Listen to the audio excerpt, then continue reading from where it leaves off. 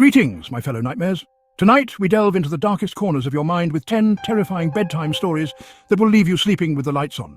Get ready to be spooked as we dive into these tales designed to chill you to your very core. They will haunt your dreams. Turn off the lights, get under the covers, and prepare for a night of fright. These stories are not for the faint of heart, but for those brave enough to face the darkness, let the nightmares begin.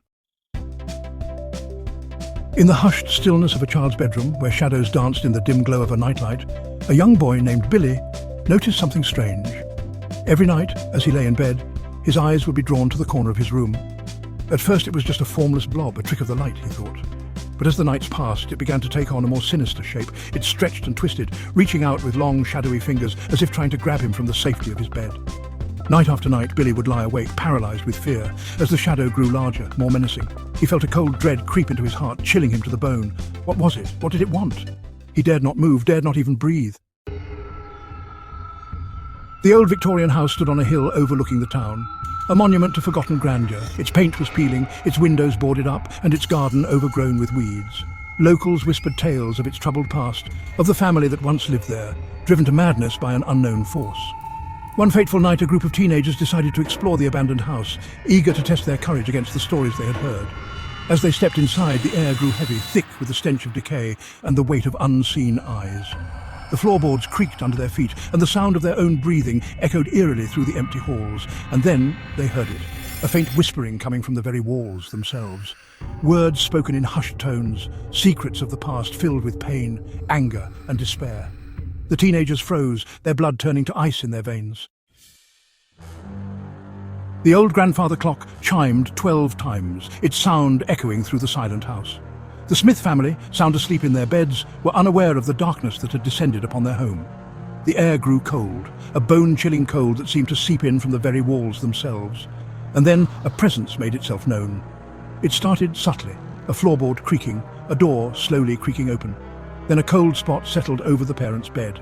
The temperature plummeted as an unseen entity glided across the room. They bolted upright in bed, their eyes wide with terror, their breath catching in their throats. Standing at the foot of their bed, bathed in the pale moonlight, was a figure. Little Emily loved her new doll. She had named her Sophie, and they were inseparable. Sophie had rosy cheeks, bright blue eyes that seemed to sparkle with life, and long flowing hair that Emily loved to brush. But Emily's mother, Sarah, couldn't shake the feeling that something was amiss. There was something about the doll's eyes, a coldness that sent shivers down her spine. One day, Sarah walked into Emily's room to find Sophie in a different position than she had left her. She dismissed it, thinking Emily must have moved her. But then it happened again and again. Sophie seemed to move on her own, her glassy eyes following Sarah around the room. One night, Sarah woke to the sound of Emily crying out in her sleep. She rushed into her daughter's room and froze in horror. Antique collector Edward had always been fascinated by mirrors. He saw them as portals to another time, another place. When he came across an ornately carved silver-backed mirror in a dusty old shop, he couldn't resist its allure. He brought it home and hung it in his study, admiring its beauty. But he soon realized this was no ordinary mirror. The reflections it showed were distorted, twisted versions of reality. And it wasn't just his reflection that seemed off. He began seeing fleeting glimpses of things he couldn't explain, shadows lurking in the reflection, eyes staring back at him from the depths of the glass. One night, as Edward sat in his study, a cold shiver ran down his spine. He looked up at the mirror and gasped.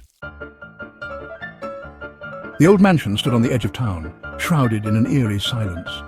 It had been empty for years, left to decay after the tragic deaths of its owners. Locals whispered tales of a curse, of restless spirits haunting its halls.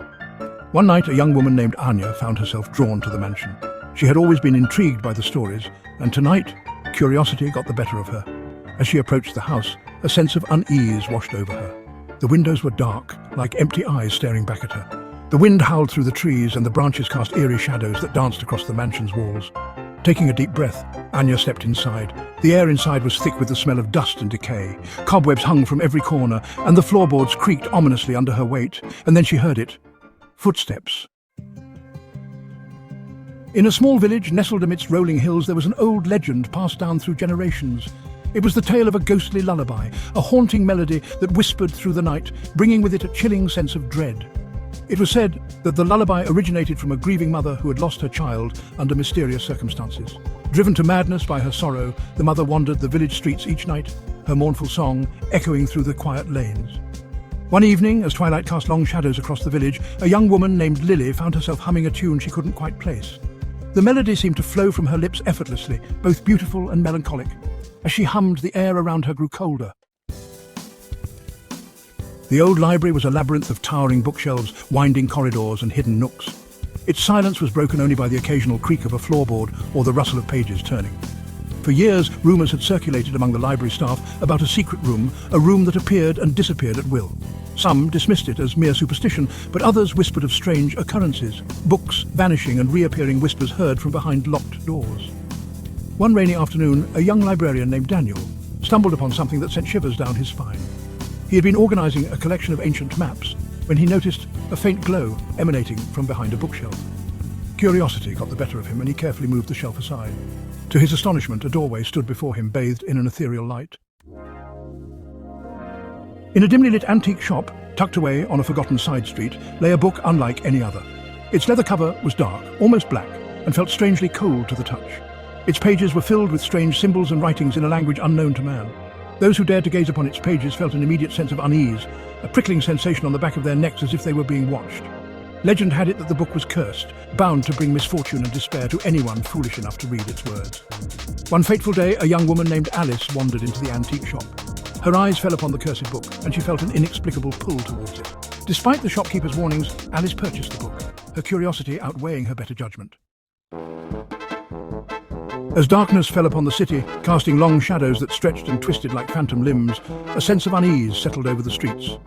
Whispers of a night stalker, a shadowy figure that moved with an unnatural grace, spread like wildfire through the city's underbelly. They said it preyed on the vulnerable, those who wandered the streets alone at night. A young woman named Sarah found herself walking home alone one evening.